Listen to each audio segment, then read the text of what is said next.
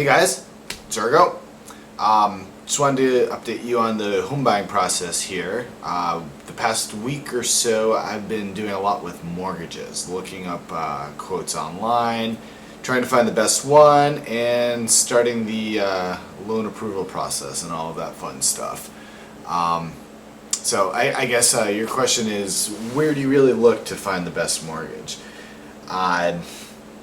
There's a lot of things. I mean, I showed you a book in one of my previous videos that there's a lot you got to consider when looking for a mortgage. What I did myself was I just ruled out all the adjusted rate ones, and I decided that I wanted a 30-year fixed rate mortgage.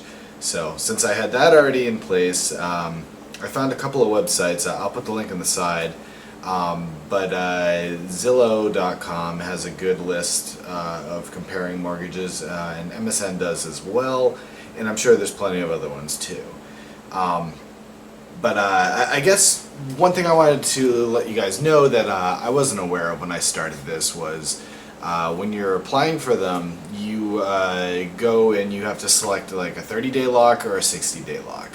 What I thought happened was when you applied for the mortgage, even if you haven't found a house yet, the 60-day lock, for example, would mean that you have 60 days to find a house and close. So, surprise, surprise, it's actually not.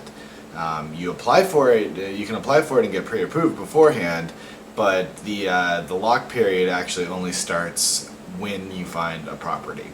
So, why I'm kind of upset on that is this coming Monday, I guess a week, less than a week away, is when I plan on buying, or not buying the house, but putting the offer on the house.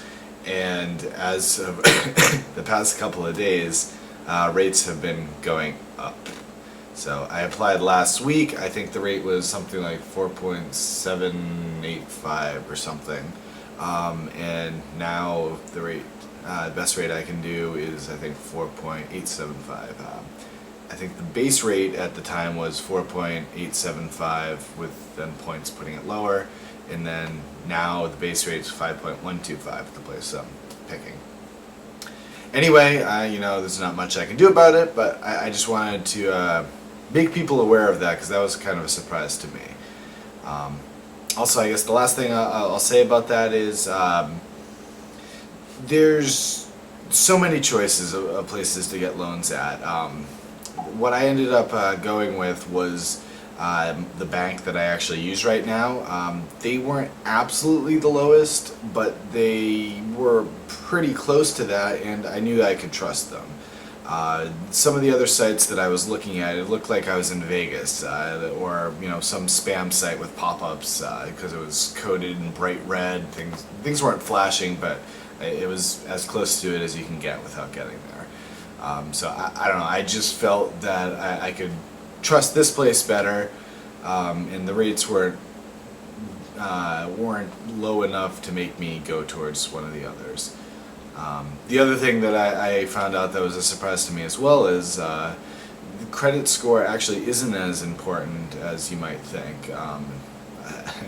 According to my bank, when I called them up, as long as you have a decent credit score, they don't care. They base the rates off of a 720 score. My score is over 800, which I tried really hard to push up, but apparently I didn't even need to do that.